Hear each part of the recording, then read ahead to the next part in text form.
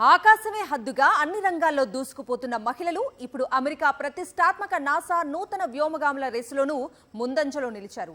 ప్రపంచవ్యాప్తంగా భౌతిక, రసాయన రంగాల్లో ప్రతిభావంతులైన నూతన తరం వ్యోమగామి అభ్యర్థుల నుంచి తొలి 10 మందిని నాసా ఎంపిక చేయగా వారిలో 6 మహిళలే కావటం విశేషం.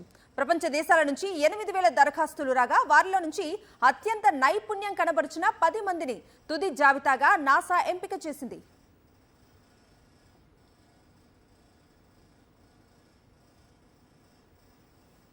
అమెరికాలోని హూస్టన్లోని జాన్సన్ స్పేస్ సెంటర్ కార్యాలయంలో కొత్త వ్యోమగామి అభ్యర్థుల ఎంపిక జరిగింది.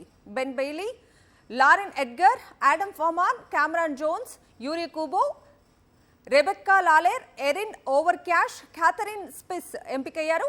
నవ్య పరిశోధనల్లో మానవాళి మేధస్సును మార్స్, చంద్రుని ఆవలకు తీసుకెళ్తున్న అత్యంత ప్రతిభాశాలులు, శాస్త్రవేత్తలు, ఆవిష్కర్తలకు నూతన ప్రతినిధులుగా వీళ్ళంతా వెలుగొందబోతున్నారు.